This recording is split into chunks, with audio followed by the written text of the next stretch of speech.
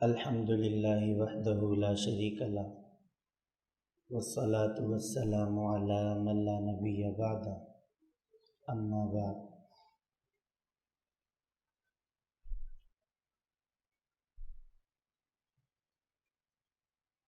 اللہ رب العزت نے ہم سب کو آج ایسے ادارے میں بٹھایا ہے، جمع کیا ہے کہ جہاں اعمال کے ساتھ ساتھ عقائد کی محنت بھی جاری اور ساری ہے۔ اللہ تعالیٰ نے ایک بہت بڑی اہم ضرورت تھی جو پوری ہونی چاہیے تھی، وہ اس ادارے سے اللہ تعالیٰ نے بخوبی حاصل کی ہے اور دین کے لیے، امت کے لیے ایک ایسا عظیم کام کروایا ہے جس کو انشاءاللہ العزیز صدیوں یاد رکھا جائے گا۔ ہمارے یہاں چونکہ دورہ تحقیق المسائل کورس چل رہا ہے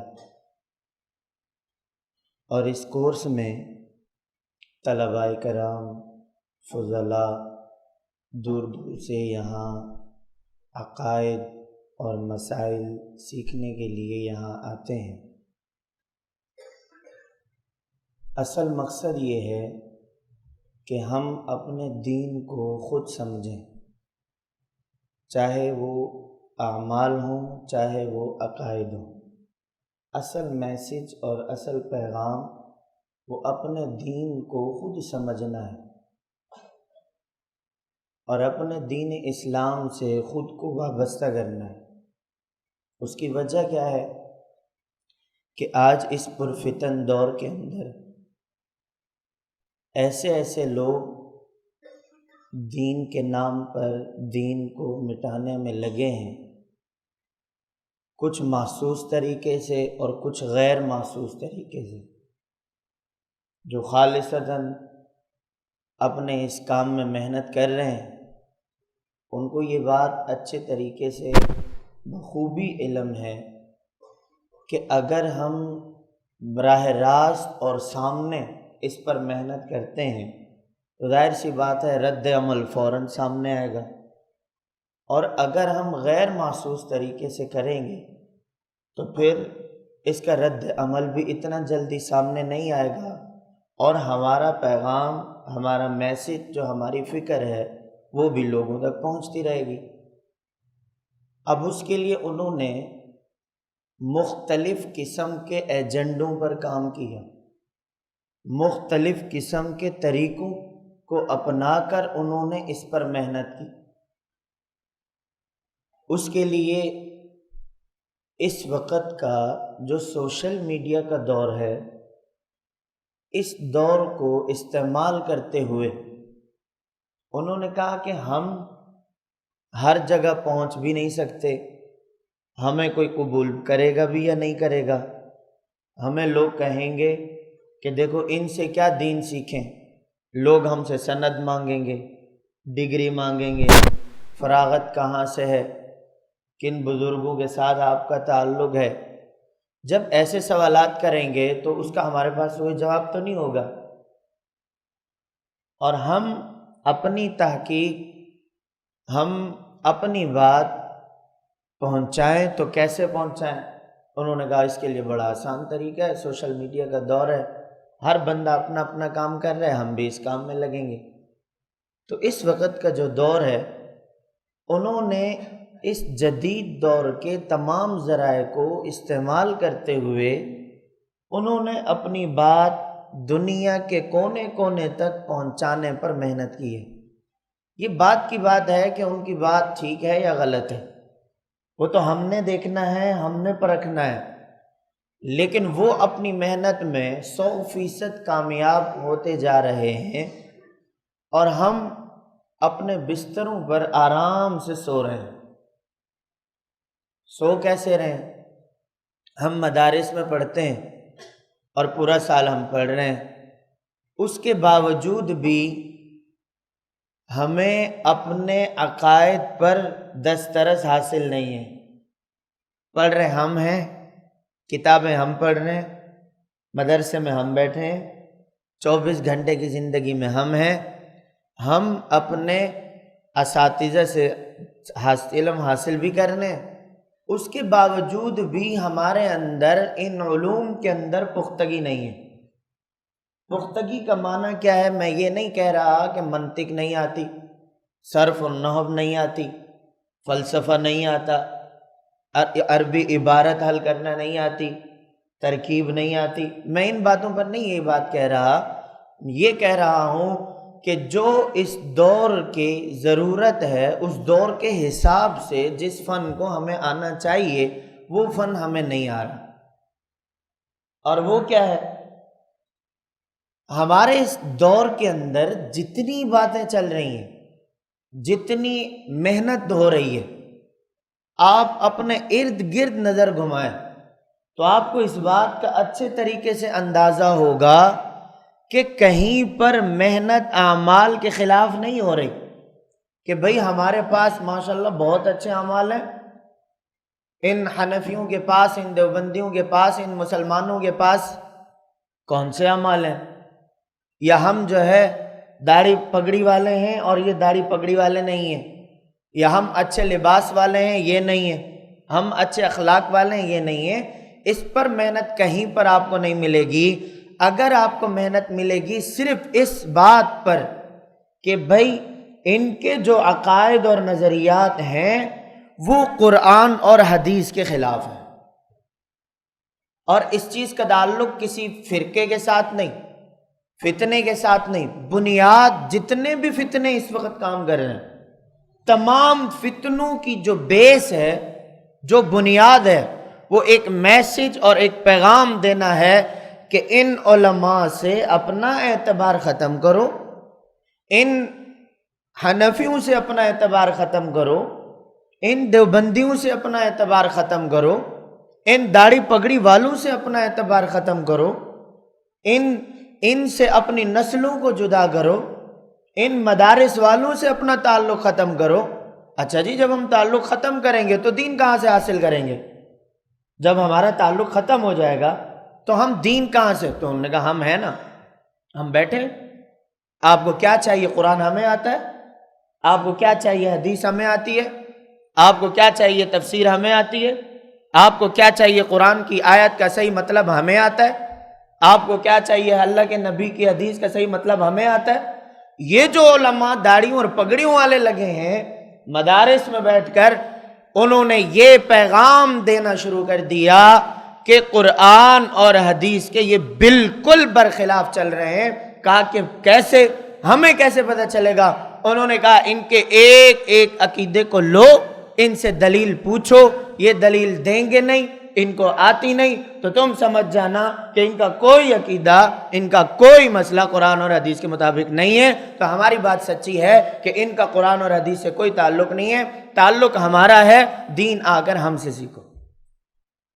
یہ ہے موجودہ دور کا ایک ایسا پلان، ایسا غیر محسوس طریقہ، میں نے لفظ استعمال کیا نا، غیر محسوس طریقہ اس وقت وہ اپنایا جا رہا ہے، اور بڑی تیزی کے ساتھ ہم اپنے بستروں پر، ہم اپنے مدرسے کی چار دیواری میں، ہم اپنے اپنے گھروں میں، ہم اپنے اپنے مدارس میں، ہم اپنے جو ہے اداروں میں، ہم اپنے علاقوں میں بس بند ہیں صرف اس بات پر کہ ماشاءاللہ 10 سے 20 لوگ تو ہیں، یہ تو ہم سے دین پڑھ رہے ہیں، یہ تو سب کر رہے ہیں۔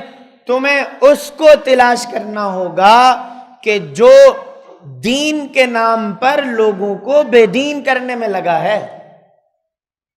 اس وقت ان فتنوں کے راستے الگ کرنے ہوں گے، اور یہ بہت بڑا باریکی والا کام ہے۔ اس کے لیے آپ کو مہارت حاصل کرنی پڑے گی، اس کے لیے آپ کو اس فتنے کے رد کا انجینئر بننا پڑے گا۔ اور وہ کیسے ہوگا؟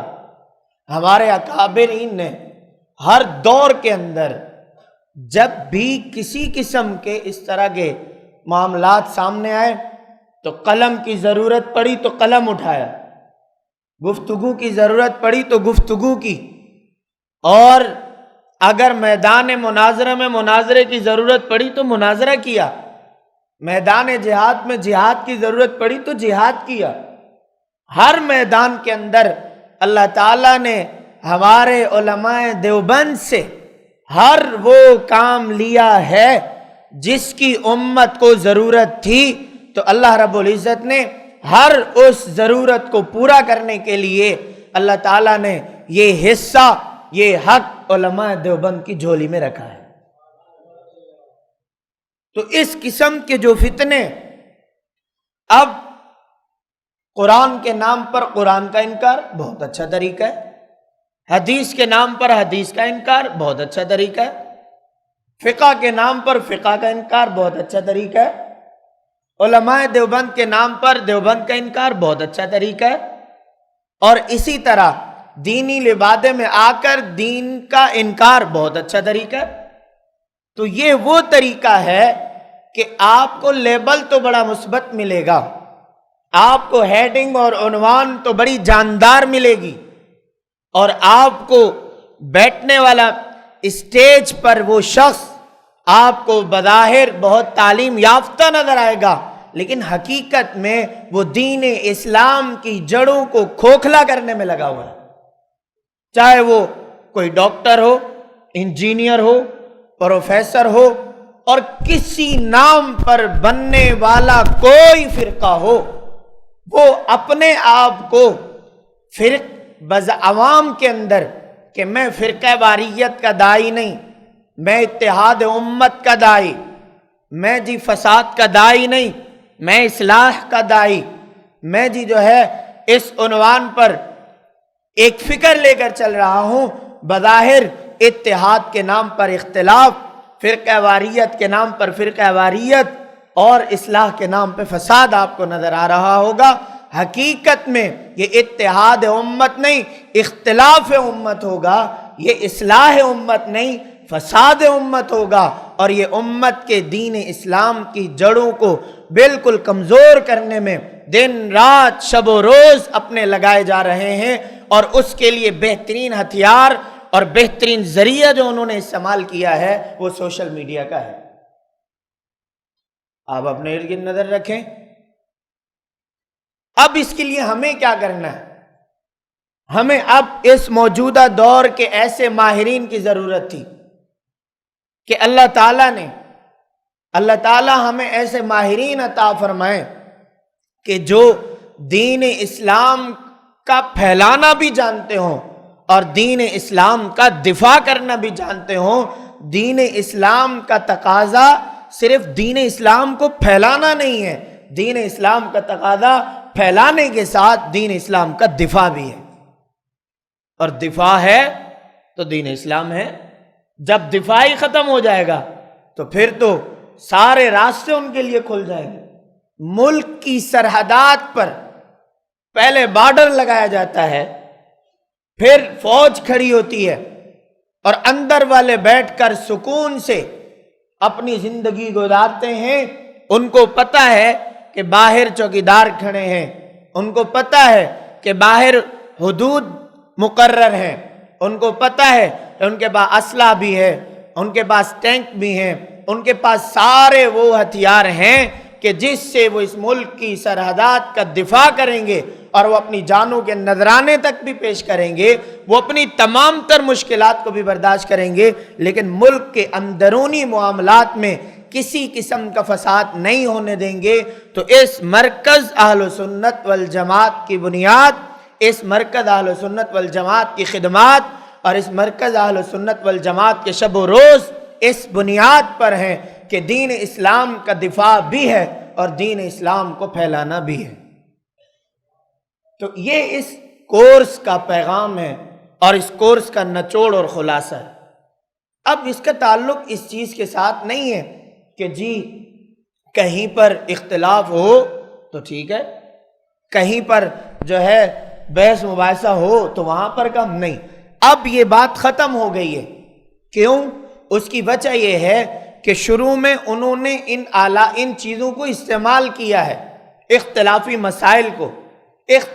مسائل کو استعمال کر گئے، اور انہوں نے دوسرا حربہ یہ اختیار کیا کہ دین کے ہر مسئلے کو اختلافی بنا کر، دین کے ہر عقیدے کو اختلافی بنا کر انہوں نے عوام کو علماء سے دور کرنے کی کوشش کی کہ اب جب تک ہم اختلافی بنائیں گے نہیں تو یہ ٹوٹیں گے کیسے؟ تو دوسرا کام ہم نے یہ کرنا ہے کہ ہم نے ہر دین کے مسئلے کو اختلافی بنانا ہے، چاہے اس کا اختلاف ائمہ میں ہو یا نہ ہو، اہل سنت والجماعت میں اس کا اختلاف ہو یا نہ ہو، صحابہ میں اختلاف ہو یا نہ ہو، یا اس کے میں کسی بھی بات کی گنجائش ہو نہ ہو، لیکن انہوں نے دین کے ہر اتفاقی مسئلے کو اختلافی بنانے کی کوشش بھی کرنی ہے۔ اور بظاہر کبھی کوئی ایسے عقائد ہوں گے کہ جو شروع سے چلتے آ رہے ہیں، کبھی اس کی آڑ میں، اور کبھی ایسے عقائد ہوں گے کہ جو اتفاقی ہوں گے، انہیں اختلافی بنانے کی کوشش کریں گے۔ تو ایک بات یاد رکھیں کہ ہم نے دونوں قسم کی ان چالوں کو سمجھ کر ہم نے اپنی محنت دین کے دفاع پر بھی لگانی ہے، اور ہم نے اپنی محنت دین اسلام کے پھیلانے پہ بھی لگانی ہے۔ پرسوں جام شوروں میں دورہ صرف النحو کے طلباء سے گفتگو ہو رہی تھی، تو میں نے وہاں پر اور اکثر مدارس میں جہاں بھی جانا ہو تو طلباء کو میں دو باتیں سمجھاتا ہوں کہ ہم نے اپنی ذمہ داری نہیں سمجھی، ہم اپنی زندگی کے کاموں میں ایسے مصروف ہو گئے اور ہم نے خود کو ایسا مشغول بنا دیا کہ ہم نے اپنی اہمیت بھی نہیں سمجھی اور اپنی ذمہ داری بھی نہیں سمجھی۔ کیوں اہمیت کیسے نہیں سمجھی؟ کہ بھئی میری اہمیت معاشرے میں کیا ہے؟ ایک جب دنیا دار ادارے میں، کسی سینٹر میں ایک بچہ گھر سے نکلتا ہے وہ ڈاکٹر بننے کی نیت سے، تو اس کو پتہ ہوتا ہے ڈاکٹر کی اہمیت کیا ہے، معاشرے میں عزت اور قدر اور منزلت کیا ہے، میری آمدن کتنی ہوگی، لوگ مجھے سلام کتنے کریں گے، لوگ مجھ سے علاج کروانے کے لیے ٹوکن کیسے لیں گے، لوگ مجھ سے جو ہے بات کرنے کے لیے مجھ سے ٹائم کیسے لیں گے۔ ڈاکٹر کو اپنی اہمیت کا علم ہے، اس وجہ سے وہ ڈاکٹر بننے والا ایک اسٹوڈنٹ بچہ وہ اپنے وقت کو اتنا قیمتی بناتا ہے کہ والدین کہتے ہیں کہ ہمارے بچے کو نیند کا خیال بھی نہیں ہوتا۔ ایک انجینئر بننے والا بچہ، ایک پروفیسر بننے والا بچہ جس نے اپنی منزل کا تقرر اور تعین اور ٹارگٹ بنایا ہے، آپ دیکھیں گے کہ وہ دن رات لگے ہوئے ہیں۔ ایسے ایسے لوگ جو نماز تو نہیں پڑھیں گے لیکن وہ اپنے اہمیت کو سمجھتے ہوئے اپنے اوقات کو یوں قیمتی بناتے ہیں، راتوں کو جاگتے بھی ہیں اور 24 گھنٹے بھی جاگتے ہیں، اور وہ اپنی محنت پر لگے ہیں، کیونکہ ہر ڈاکٹر، انجینئر، پروفیسر، جتنے بھی دینی عہدیدار ہیں، دنیاوی عہدیدار ہیں، سب کو اپنے منصب کے عہدے کا پتہ ہے، وہ اس پر محنت کرتے ہیں۔ تھوڑے دن پہلے ہمارے ایک دوست ہیں، ان کے بچے پڑھتے ہیں کالج کے اندر، تو وہ مجھے کہنے لگے مفتی صاحب میں بچے سے کہتا ہوں نماز پڑھنے آؤ، نماز نہیں پڑھتا، لیکن صبح 4 بجے اٹھ کر پیپر ضرور یاد کرتا ہے۔ 4 بجے اٹھ کر اس کے اوپر اس کے ٹیچروں کا اپنا پریشر اتنا زیادہ ہے کہ وہ اپنی نیندوں کو قربان کر دیتا ہے، 24 گھنٹے نہیں سوتا۔ میں نے کہا جی بن رہا کیا ہے؟ کہا جی مفتی صاحب بس اس نے ڈاکٹر بننا ہے، اس فیلڈ میں جا رہا ہے۔ اب ہم کیا ہیں؟ اور آپ کہیں گے ہم بھی جاگتے ہیں۔ آپ صرف سال میں 3 ہفتے جاگتے ہو، سمائی والا ہفتہ، ششمائی والا ہفتہ اور سالانہ والا ہفتہ۔ ہمارے بنوری ٹاؤن کے استاد ہیں حضرت مفتی امداد مولانا امداد اللہ صاحب، ناظم تعلیمات ہیں، وہ کہتے ہیں میں نہیں مانتا کہ کوئی طالب علم کمزور ہے، کوئی کن ذہن ہے، میں نہیں مانتا۔ کہتے ہیں یہ مخلوق کن ذہن ہے، یہ نہیں ہے۔ اور وہ کہتے تھے کیوں؟ کہا کہ جی پورا 3 مہینے پڑھتے نہیں ہیں، سمائی کا صبح امتحان ہوتا ہے، رات بیٹھتے ہیں صبح بیٹھتے ہیں، پورے نصاب کو یاد بھی کر لیتے ہیں اور پورے نصاب کی تیاری ایک رات میں کرتے ہیں۔ یہ کن ذہن کہاں سے ہو گئے؟ تو کون ذہن والا مسئلہ ہی نہیں ہے۔ اصل جو بات ہے وہ ہم نے اپنی اہمیت کو سمجھ کر ہم نے اپنا وقت نہیں قیمتی بنایا۔ دوسری بات میں نے ان طلباء سے کہی کہ ہمارے کندھوں پر ذمہ داری کیا ہے. ہمیں اپنی ذمہ داری کا احساس ہوگا تو ہم کام کریں گے نا. جب ہمیں احساس ہی نہیں ہے، ہمیں کھانا بھی مل رہا ہے، بستر بھی ملا ہے، ہمیں بجلی بھی ملی ہوئی ہے، عمارات بھی ملی ہیں، تمام سہولیات ہمیں میسر ہیں، لیکن ہم نے اپنی ذمہ داریوں کو سمجھ کر اپنے وقت کو قیمتی نہیں بنایا. جبکہ ذمہ داری کیا ہے؟ 1400 سال پہلے دین اسلام نازل ہوتا ہے محمد عربی صلی اللہ علیہ وسلم کے سینہ انور پر، اور اللہ کے نبی صلی اللہ علیہ وسلم کے سامنے صحابہ کرام اپنی جانوں کے نذرانے بھی پیش کر گئے اس دین کے پھیلانے میں، اس دین کے دفاع میں. انہوں نے اپنے آپ کو یوں قربان کیا ہے، نہ ان کو دن کا ہوش، نہ ان کو رات کا ہوش، نہ اپنی جان کا ہوش، نہ مال اور دولت کا، نہ اپنے عزیز و اقارب کا، نہ اولاد کا، نہ بیویوں کا، کسی بھی قسم کا کوئی خیال نہیں تھا. صرف ایک ہی خیال تھا، دین اسلام، دین محمدی کا دفاع بھی کرنا ہے اور دین محمدی کو دنیا کے کونے کونے میں پھیلانا بھی ہے. اب اس کے نتائج کیا ہے؟ اس کے پیچھے بنیاد کیا تھی؟ صحابہ اکرام کی محنت. اور صحابہ اکرام کی جو محنت ہے، ہر محنت میں بغیر قربانی کے آج تک اللہ کے نبی کے 1.25 لاکھ صحابہ اور شاگردوں میں اگر ہم آج اللہ کے نبی کی ایک حدیث پڑھ رہے ہیں یا ہم قرآن مجید کی ایک آیت تلاوت کر رہے ہیں، ہم تک خدا کے کلام کا حرف بھی پہنچا ہے، نبی کا فرمان بھی پہنچا ہے، تو اس کے لیے ساری کی ساری قربانیاں وہ حضرت صحابہ اکرام رضوان اللہ علیہم اجمعین کی ہیں. انہوں نے جو محنت کی اس دین کے پیچھے، ان کی محنت رنگ یہ لائی. 15ویں صدی گزر رہی ہے، جیسے دین خدا کے نبی پہ اترا، جیسے دین صحابہ نے یاد کیا، اسی امانت، دیانت اور ذمہ داری کے ساتھ سب چیزوں کو قربان کرتے ہوئے دین اسلام کو ہم تک پہنچایا بھی ہے. یہ ہماری محنت ہے. قیامت کا مقررہ وقت تو معلوم نہیں ہے نا، نبوت ختم ہے، حضور صلی اللہ علیہ وسلم کی ختم نبوت کے بعد کسی نئے نبی نے آنا نہیں، تا قیامت دین باقی رہے گا. اس ختم نبوت سے لے کر تا قیامت دین کے بقا میں جنہوں نے اپنا کردار ادا کرنا ہے، انبیاء کے ورثاء، علماء کرام، انہوں نے ختم نبوت اور تا قیامت دین کے باقی رکھنے میں، پھیلانے میں، سمجھانے میں، بتانے میں، دین کے دفاع میں یہ جو درمیانی عرصے کی ذمہ داری بنتی ہے، یہ مجھ اور آپ کے کندھوں پہ بنتی ہے. جس امانت کے ساتھ کلام اللہ ہم تک پہنچا ہے، اسی امانت کے ساتھ قرآن کریم کو ہم نے آگے پہنچانا ہے. جس امانت کے ساتھ دین اسلام ہم تک پہنچا ہے، اسی امانت کے ساتھ دین اسلام ہم نے اگلی نسلوں کو پہنچانا ہے. یہ ہے ہمارے کندھوں پہ ذمہ داری. جب ذمہ داری اتنی سخت ہے، اتنی عظیم ہے، اتنی بڑی ہے، تو ہماری محنت اس سے بھی کئی گنا بڑھ کر ہوگی تو محنت رنگ لائے گی. ورنہ ہم اگر سوتے رہے تو خدا کی قسم دین اسلام کو محسوس طریقے سے اب نہیں، غیر محسوس طریقے سے دنیا اس اسلام کو بدلنے میں بھی لگی ہے اور اس اسلام کی جڑوں کو کمزور کرنے میں بھی لگی ہے. ہم نے اس کے ماہرین اور انجینئر بن کے ہم نے قوم کو، قوم کی نسل کو، آنے والی نئی نسلوں کو ہم نے وہی دین اسلام بالکل منوعان اس طرح سمجھانا، سکھانا، بتانا بھی ہے اور اسی طرح ہم نے اس کا دفاع بھی کرنا ہے. یہ ہے اس کورس کا میسج، پیغام اور اس ادارے کی بنیاد اور ہمارا اصل مقصد اور ہماری سوچ، ہماری فکر یہ ہونی چاہیے کہ ہم خود کو جگائیں، ہم خود کو جگائیں.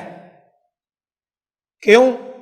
ہم نے نیند میں اپنا اتنا عرصہ گزار دیا، اپنوں کی لڑائی اور اپنوں کے اختلافات میں اتنا عرصہ گزار دیا کہ ہم آگے نہیں گئے، ہم پیچھے ہو گئے. ہم نے ایک دوسرے کی، اپنوں کی تنقید پر اتنا وقت برباد کر دیا کہ اب اس گند کو صاف کرنے میں بھی ہمیں ضرورت پڑے گی۔ اور نمبر 2، ہم نے جو نیند کی گولیاں کھائی ہیں اس طرح کھائی ہیں کہ ہر بندہ اپنے کام میں بس اس طرح مصروف ہو کر اور ان تمام فتنوں کی طرف اگر توجہ نہیں کرے گا تو پھر یاد رکھیں نئی نسلوں تک دین نہیں پہنچنا۔ پھر تا قیامت بھی اگر دنیا میں لوگ اس طرح چلتے رہے تو اس کا سارا وبال، اس کا سارا نقصان ہم علماء پر ہے کہ جنہوں نے ہمارے اوپر روپے خرچ کر کے، جن والدین نے ہمیں اس دین کے لیے وقف کر کے، اور جس خاندان اور معاشرے نے ہمیں یہاں یونیورسٹیوں اور ان اداروں میں بھیجا ہے، تو عزیز طلباء پھر ہمارا یہاں آنے کا کوئی مقصد، کوئی فائدہ اور کوئی نہیں ہوگا جب ہم اپنی اہمیت بھی نہ سمجھیں، جب ہم اپنی ذمہ داری بھی نہ سمجھیں۔ تو پہلا کام ہم نے خود کو جگانا ہے۔ پہلا کام کیا کرنا ہے؟ آپ ابھی نہیں جاگ رہے تو باہر کیا جاگو گے؟ بولو۔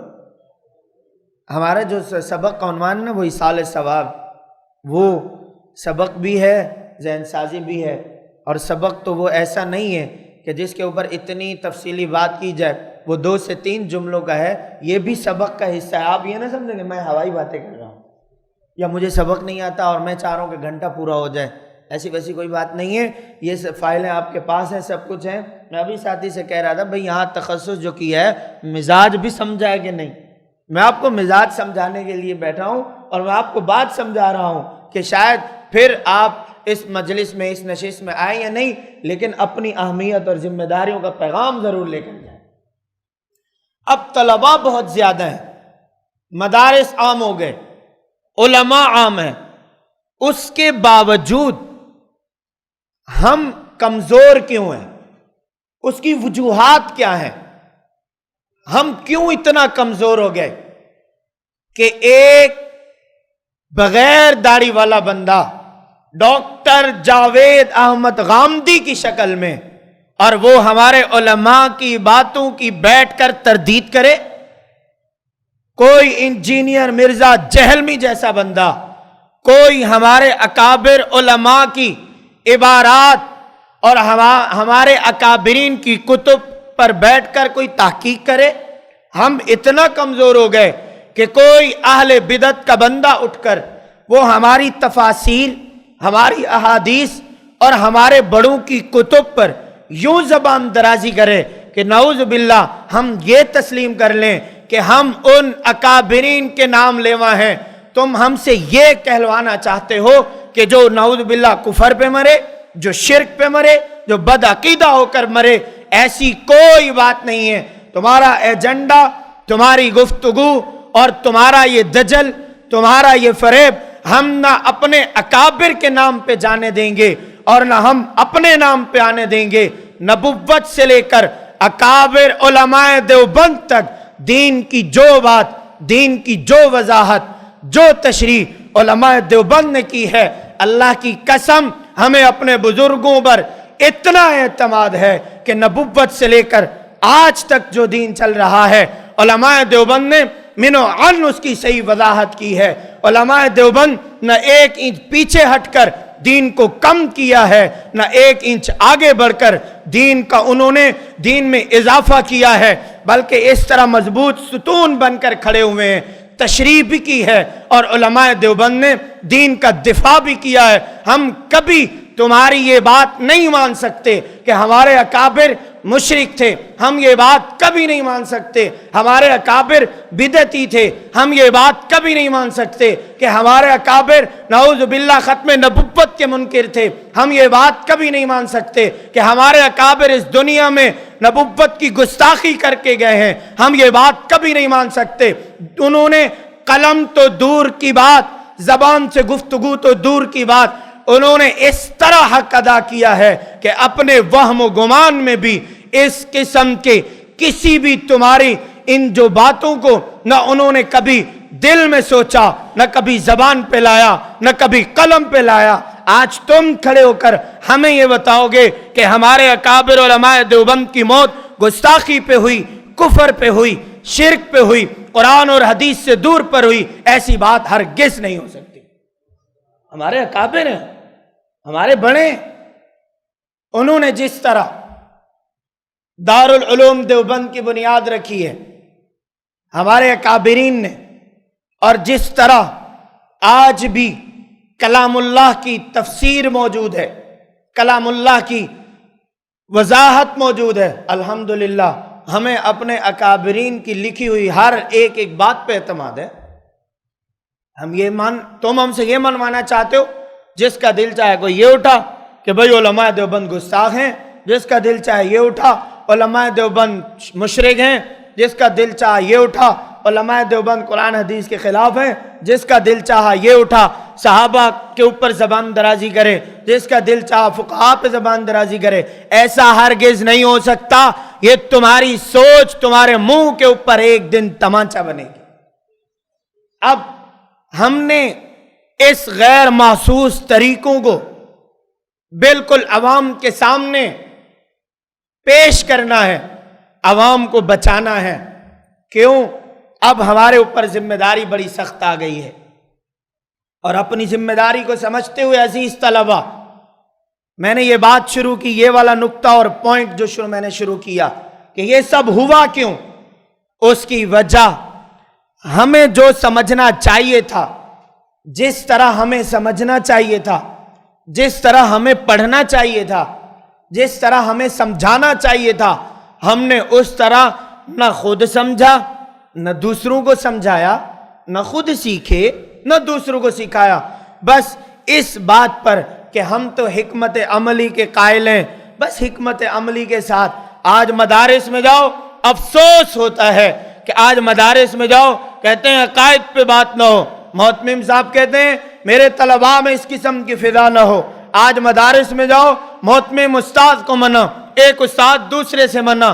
آج مساجد میں جاؤ، مساجد کے ممبر اور محراب پر عقائد کی بات کرنے پر یہ بات نہیں ہوگی، یہ نہیں ہوگی۔ تو ہم کہتے ہیں اگر مدارس میں بھی ان طلباء کو عقائد نہیں سمجھائیں گے تو یہ کہاں جا کے سیکھیں گے؟ اگر مسجد کے ممبر اور محراب سے عوام کو عقائد نہیں سمجھائیں گے تو یہ کہاں سے جا کے سیکھیں گے؟ آج بس اسی بات پہ ہم چلے گئے۔ طلباء ہیں، حضرت ہم آپ کو مدرسے میں استاد لگاتے ہیں، آپ نے ہرگز ایسی کوئی بات نہیں کرنی۔ کس پہ بات کرنی ہے؟ ایسی کوئی اختلافی بات نہیں کرنی، تو پھر بات کس پہ کرنی ہے؟ اگر تم کہتے ہو اختلافی بات نہیں کرنی تو پھر ہدایہ پڑھانا چھوڑ دو، صبح سے شام تک سارے اختلافات ہیں۔ پھر شرح عقائد پڑھانا چھوڑ دو، سارے اختلافات ہیں۔ پھر ایسی تمام کتب نکال دو، سارے اختلافات ہیں، وہ اختلافات پڑھائے جا رہے ہیں۔ اور آج کے دور کے جنہوں نے اختلافات خود پیدا کیے اور انہوں نے دین کو کمزور کرنے کے لیے کیے، تو ہم وہ اختلافات بھی پڑھائیں گے، ہم یہ اختلافات بھی پڑھائیں گے۔ تو بات کیا چل بھائی اختلافات نہیں پڑھائیں تو کیا پڑھائیں؟ ہمیں بتاؤ نا۔ بس جی رٹی رٹائی آئی، کتاب کی عبارت حل کریں اور جائیں، اور اس طرح سے حل کریں، نہ غیر مقلدوں کا نام لینا ہے، نہ پنجبیریوں مماتیوں کا نام لینا ہے، نہ جو ہے کسی کی رد کرنا ہے، نہ کسی کا کیا کرنا ہے۔ تو پھر یہ سیکھیں گے کہاں جا کر؟ خصی تو ان کو آپ یہاں مدرسوں میں کر رہے ہو، نامرد تو آپ یہاں بنا رہے ہو۔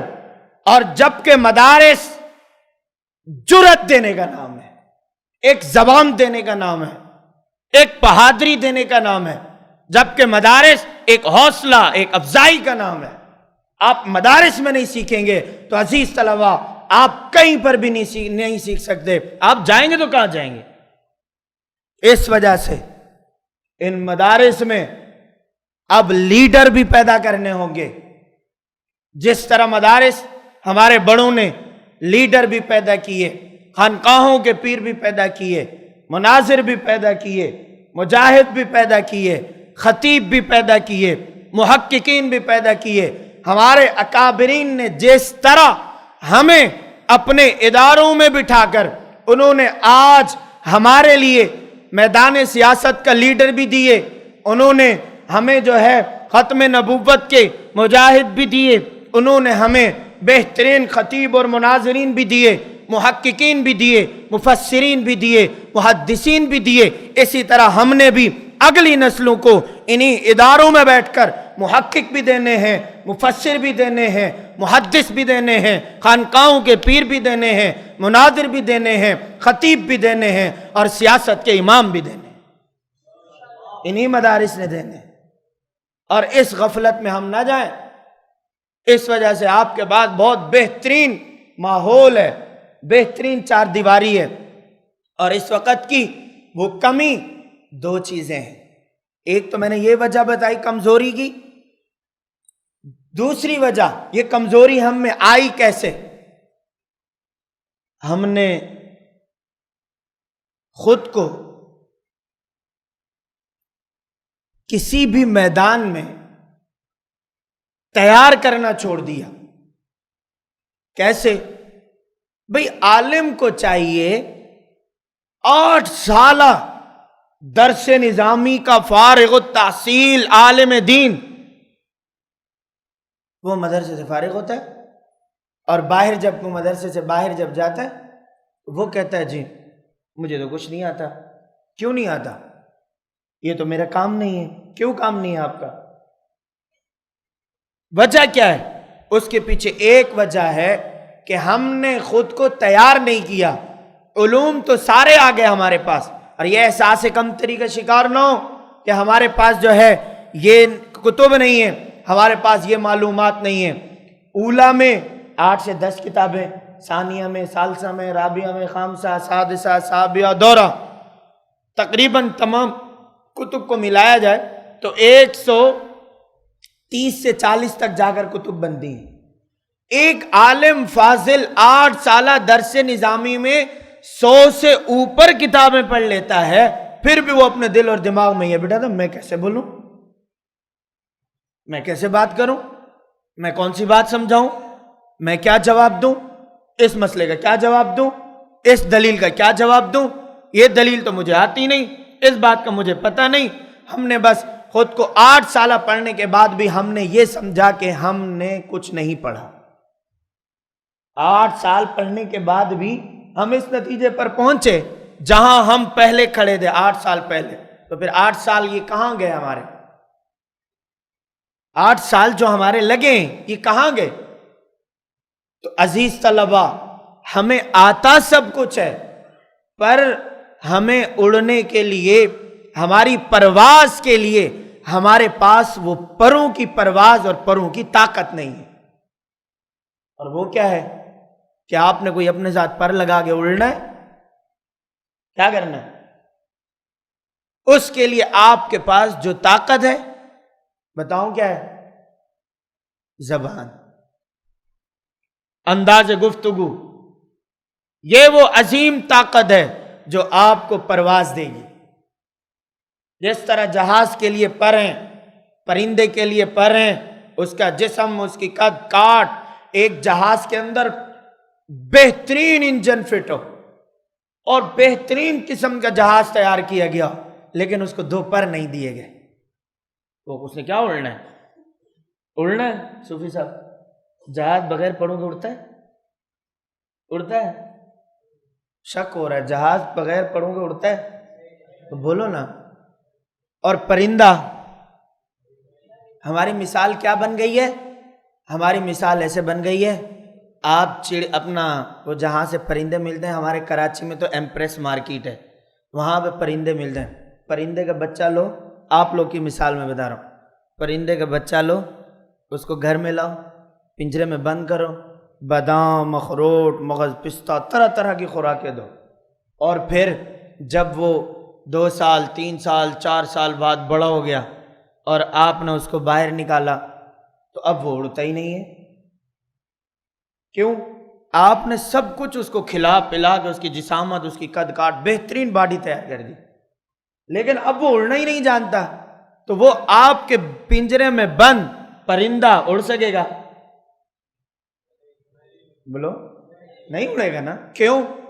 آپ نے پنجرے میں اس کو پال تو لیا ہے، اس کی نشو نما تو ہو گئی ہے، وہ تیار تو ہو گیا ہے، لیکن مین چیز جو پرندے کے لیے تھی پر، وہ آپ اس کے پروں کو کھینچ لو، یا آپ اس کے پروں کو کاٹ دو، یا اس کو اڑنا نہ آتا ہو، 3 باتیں ہوں گی۔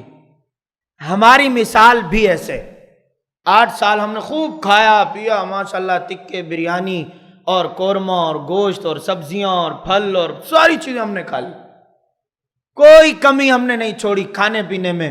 لیکن جب 8 سال کے بعد ہم مدرسے کے گیٹ سے باہر نکلے، ہم نے کہا نہیں ہمیں تو کیا، ہم یوں دیکھ رہے ہیں یوں دیکھ رہے ہیں یوں دیکھ رہے ہیں.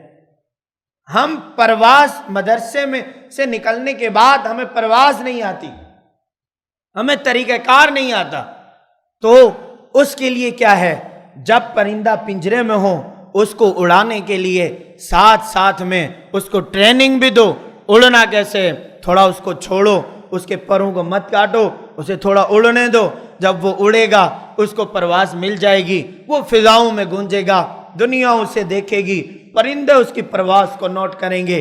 ایک جہاز جب کمپنی تیار کرے گی آخر میں اس کو پر لگائے گی، ہزاروں لوگ سفر کریں گے اور کئی جو ہے اپنا کاموں میں وہ استعمال ہوگا. تو بالکل اسی طرح جب ایک طالب علم مدرسے میں رہ کر اس کے ساتھ پر لگا دو تو وہ اڑے گا بھی، وہ اڑنے کے ساتھ ساتھ وہ دنیا میں کام بھی کرے گا، دنیا کو فائدہ بھی دے گا.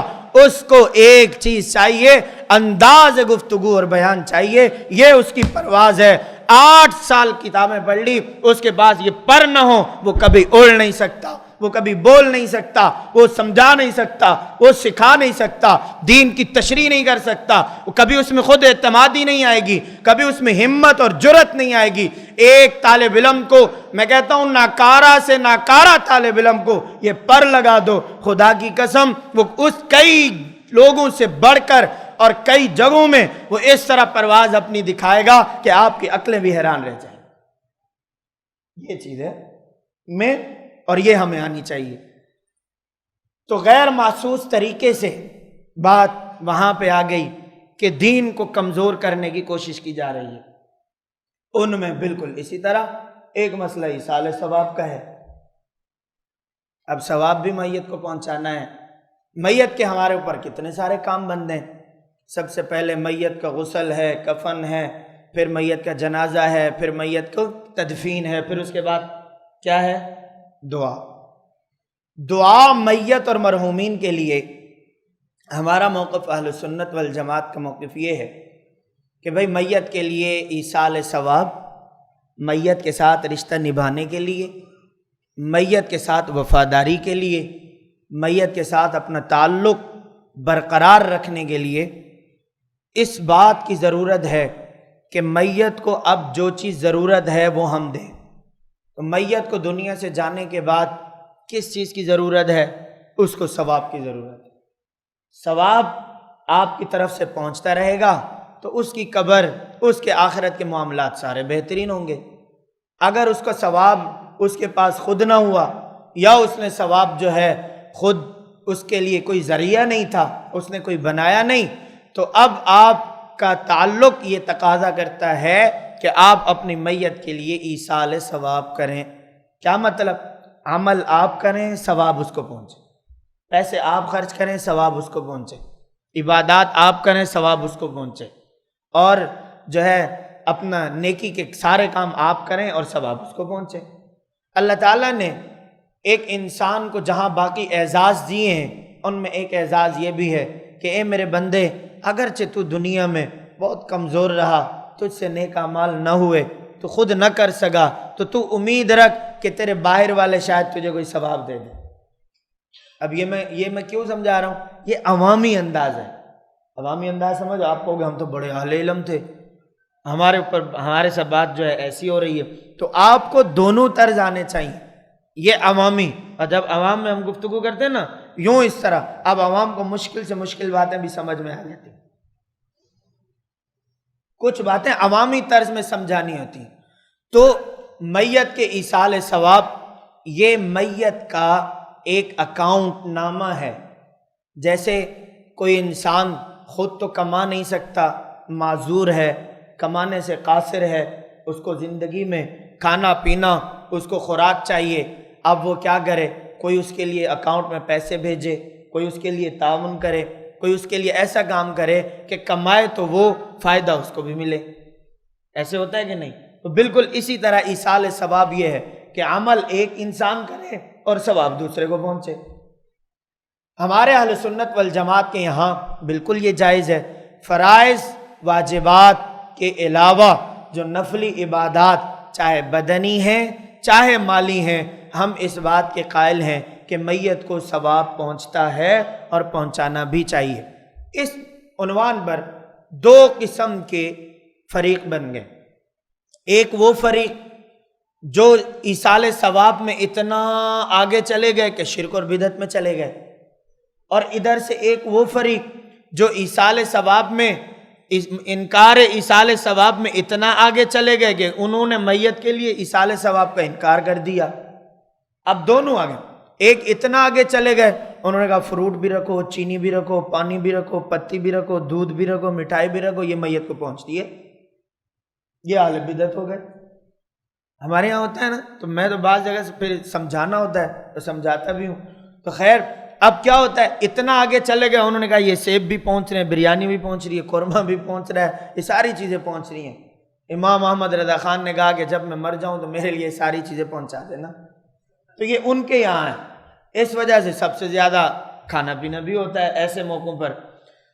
تو وہ اتنا آگے چلے گئے کہ انہوں نے کہا کہ ایصال ثواب اس طرح ہوتا ہے۔ ہم نے کہا نہیں بھائی، حد میں رہو، ایصال ثواب صرف جائز اور نیک اعمال اگر آپ کو کرنے بھی ہیں اس طریقے سے آپ ثواب پہنچاؤ، کس نے منع کیا ہے؟ دوسرے انہوں نے سرے سے انکار کر دیا، انہوں نے کہا بھائی ایسا ویسا کوئی سلسلہ نہیں ہے، کوئی ثواب واب نہیں۔ اب ہوا کیا، رگڑے میں ہم آ گئے۔ ہم کیسے رگڑے میں آ گئے؟ ہم نے ادھر سے ان کی بھی تردید کی، بدعت والوں کی، انہوں نے بھی ہم پہ چڑھائی کر لی کہ یہ تو ایصال ثواب کو مانتے ہی نہیں ہے۔ اچھا، جن کو ہم نے کہا کہ بھئی جن کا رد ہم نے کیا کہ تم منکر ہو رہے ہو ایصال ثواب کے، تو تمہیں یہ ماننا ہے، اس پر ہم نے دلائل دیے، انہوں نے کہا کہ یہ مشرک ہو گئے۔ مطلب ہم شرک کی تردید کرتے کرتے ان کے یہاں ہم مشرک ہو گئے۔ یہ عجیب کا فلسفہ ہے۔ تو ایک طبقہ ایصال ثواب میں اتنا آگے چلا گیا کہ کہاں داخل ہو گیا، شرک اور بدعت میں، اور ایک طبقہ ایصال ثواب سے اتنا متنفر ہوا کہ وہ ایصال ثواب کا انکار کر بیٹھا، اور لوگوں نے چڑھائی کس پہ کر لی؟ درمیان میں ہمارے۔ چلو بھائی، تو ہم کہتے ہیں کہ بھائی ہم اہل سنت والجماعت احناف دیوبند عوام کے ذہنوں کو صاف کریں، بھائی ہم ایصال ثواب کے منکر نہیں ہیں۔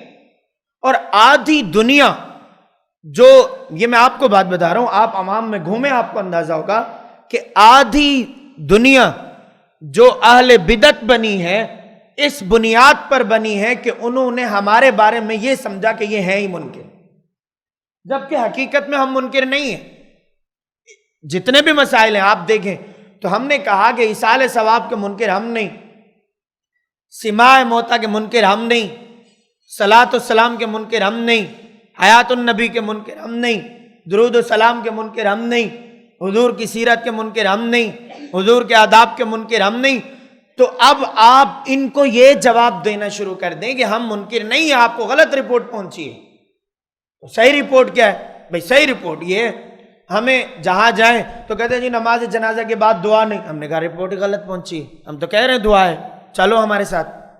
تو کئی سارے ایسے جنازے ہوئے، میں نے خود یہ بات کہی، میں نے کہا یہ لیبل صاف کرو، اور ایسے ایسے علاقے ہمارے یہاں کہ جہاں پر مناظروں کی بحث چھڑ جاتی ہے، میں نے کہا تمہیں دعا ہی کرنی ہے نا، صبر ٹھہرو، نماز جنازہ پڑھتے ہیں، جنازہ پڑھ کے سب لوگ رکیں، کوئی ایک بندہ نہیں لے گا، میت کو دفن کریں گے، وہیں سب کھڑے ہو کر دعا کریں گے۔ اب جی کوئی وہاں سے بھاگ رہا ہے، کوئی وہاں سے بھاگ رہا ہے، تو میں نے کہا بھاگتے تم ہو، کہتے ہمیں ہو، دعا سے بھاگ تم رہے ہو اور کہہ ہم رہے ہو۔ ایک دفعہ میں نے کہا ایک جنازہ پڑھایا، یہ مسئلہ بھی سمجھایا، میں نے کہا دعا ہوگی، دعا کے بعد جو ہے پھر جانا، میت کے ساتھ وفا پوری کرو۔ قبرستان میں جب وہاں پر ہو گئے تو اگر 500-600 لوگ تھے تو بمشکل 50 بچے، اور وہ جو 50 بچے دعا کے بعد میں نے خود جان بوجھ کر لمبی دعا کرائی، میں نے کہا شوق پورا ہو۔ تو جب لمبی دعا کرائی تو پھر بعد میں دوسرے دن جب ملاقات ہوئی تو ہم سب دعا لمبی کرائی ہے، میں نے کہا ادھر کہتے ہو کراتے نہیں ہیں، جب کراؤ تو کہتے ہو لمبی کرائیے، تو کریں تو کیا کریں؟ تو یہ ہے وہ طریقہ کہ جس میں مناظروں کی ضرورت نہیں رہی، اب انداز بیان اپنا ایسے کریں۔ ایصال ثواب، ہم نے کہا بھئی کون منکر ہے، آؤ پیسہ تم لاؤ، خرچ ہم کریں گے، دیکھتے ہیں ثواب کیسے نہیں پہنچتا۔ یہ مفت والے، یہ خواہ 100-200 روپے والے ثواب جو ہے یہ ان سے جا کے کروانا جن کا 100-200 پہ گزارا ہوتا ہے۔ اگر تمہیں ثواب چاہیے امانت کے ساتھ ہمارے اوپر لو، ہم تمہیں بتائیں گے بھی ثواب ہوتا کیسے۔ اب یہ عوام کو سمجھانے کا طریقہ ہے، بھئی ایصال ثواب کے منکر ہم نہیں ہیں، دلائل دونوں طرف کے دلائل ہم نے دینے کہ بھئی ایصال ثواب کی حد کیا ہے، اور ایصال ثواب کا انکار بھی نہیں کرنا۔ جنہوں نے انکار کیا انہوں نے دلائل بھی نہیں مانے، اور جو آگے چلے گئے انہوں نے اپنی طرف سے اضافہ کیا۔ ہم نے کہا ایصال ثواب میت کے لیے برحق ہے، چاہے وہ بدنی عبادات ہوں، مالی عبادات ہوں، نفلی عبادات ہوں، جیسی کیسی بھی ہوں۔ دلائل آپ کی فائل میں موجود ہیں، 13 دلائل اس میں موجود ہیں۔ جو انکار کرے انہیں پڑھ کے سناؤ، اور جو زیادہ آگے جائے ان کو ان دلائل پہ لاؤ۔ تو یہ دلائل دونوں قسم کا کام کرتے ہیں، لوگوں کو آگے بڑھنے بھی نہیں دیتے اور لوگوں کو پیچھے ہٹنے بھی نہیں دیتے۔ تو ایصال ثواب عوام کو جب سمجھائیں تو پھر عوامی لہجے میں، اور یقین مانے نا الحمدللہ اس ادارے کی برکت سے اللہ رب العزت حضرت استاد جی کو لمبی زندگی عطا فرمائے۔ حضرت استاد جی کی تعبیرات اتنی بڑی آسان عام فہم ہوتی ہیں کہ سمجھ سامنے بیٹھنے والا سوچ رہا ہوتا ہے یہ ابھی کیا سمجھائے گا، وہ ابھی سوچ ہی رہا ہوتا ہے کہ ہم 2 منٹ کے اندر پورا مسئلہ اس کے دماغ میں بٹھا کر فٹ کروا کر نٹ ٹائٹ بھی کر دیتے ہیں۔ اب بات سمجھیں؟ تو ایصال ثواب کے منکر ہم نہیں، کرنا ہے آؤ کرو۔ اب اس کے لیے جو مروجہ طریقے ہیں ان کا جب دین میں کوئی ثبوت ہی نہیں ہے، کوئی طریقہ ہی نہیں ہے تو ہم کیسے گئیں؟ تو اس وجہ سے لوگوں کو جب دین سمجھائیں، دین سکھائیں تو انداز گفتگو بھی بڑا عام فہم رکھیں، اپنی تیاری اور یہ دلائل بھی آپ کے سامنے ہو، ساری چیزیں ہونی چاہیے۔ لیکن عزیز طلباء، میں نے آپ کو جو قیمتی بات بتائی وہ کیا ہے؟ انداز گفتگو، یہ بنیاد ہے۔ میں آپ کو دلائل پڑھا بھی دوں، سکھا بھی دوں، مجھے پتا ہے آپ لوگوں کو تو ابھی یاد بھی نہیں ہونے، لیکن کیا انداز گفتگو سمجھیں کہ کبھی کام کیسے ہوتا ہے، کبھی کیسے ہوتا ہے۔ تو جن کو آپ سمجھاؤ گے کہ ایصال ثواب کے منکر ہم نہیں، آدھے اہل بدعت آپ کے بارے میں صاف ہو جائیں گے، اور جو منکر ہیں ایصال ثواب کے ان کو آپ دلائل دو گے وہ بھی ٹھیک ہو جائیں گے۔ اور جو ٹھیک نہ ہو، ٹھیک ہے، سب نے جنت میں نہیں جانا، کچھ جہنم میں بھی نظام جانا ہے، جائے پھر ہمارا کیا شوق ہے بچانے کا، ٹھیک ہے؟ تو بات سمجھیں؟ تو یہ جو طریقہ کار ہے عزیز طلباء، 4 باتیں خود کو جگائیں، اپنی اہمیت سمجھیں، اپنی ذمہ داری سمجھیں، اور پھر اپنے کو خود تیار کریں، تیار کرنا سیکھیں، اور اس طرح اپنے آپ کو قربان کر دیں۔ کوئی دین کی بات کوئی مشکل نہیں ہے، نہ سمجھنا مشکل ہے نہ سمجھانا مشکل ہے، بس آپ تیار ہو جائیں تو سب کچھ آسان ہے۔ تو اس کے لیے تیار ہیں کہ نہیں؟ کون کون تیار ہے؟ سب تیار ہیں۔ دین کو پھیلانا بھی ہے، دین کو اللہ رب العزت ہم سب کو اپنے دین کے لیے قبول فرمائے۔ آخر میں میں اتنا کہوں گا کہ اپنے آپ کو جو ہے اس ادارے کے ساتھ وابستہ رکھیں، اپنے آپ کو اس ادارے کے اساتذہ کے ساتھ جو طلباء پڑھتے ہیں وہ بھی اپنے آپ کو وابستہ رکھیں، اساتذہ کی رہنمائی، اساتذہ سے تعلق، ادارے سے تعلق، تو انشاءاللہ العزیز آپ کو پوری دنیا میں فائدہ ہوگا۔ انشاءاللہ العزیز اللہ آپ سے موجودہ دور کے سارے تقاضوں کو جو اس وقت کے ہیں اس ادارے کی برکت سے انشاءاللہ العزیز اللہ رب العزت آپ سے لیں گے۔ اس ادارے کے پیچھے ہمارے حضرت استاد جی کی قربانیاں بھی ہیں، استاد جی کا اخلاص بھی ہے، استاد جی کی دن رات کی محنت بھی ہے، استاد جی کی بھاگ دوڑ بھی ہے، اور استاد جی کی فکر بھی ہے، ساری چیزیں ہیں۔ تو آج یہ ادارہ بھی قائم ہے، آپ طلباء بھی یہاں تشریف لائے ہیں، آپ سیکھ بھی رہے ہیں، اور آپ کو عقائد پر کام بھی مل رہا ہے۔ تو اسی طرح آپ جب خود کو ایسے مخلص اور ایسے مخلص شخصیات کے ساتھ جب خود کو آپ وابستہ رکھیں گے تو انشاءاللہ العزیز مجھے اللہ کی ذات پر امید ہے آپ کو علم نافع بھی حاصل ہوگا، اور اللہ رب العزت آپ سے کام بھی ضرور لیں گے۔ وآخر دعوانا ان الحمد للہ رب العالمین۔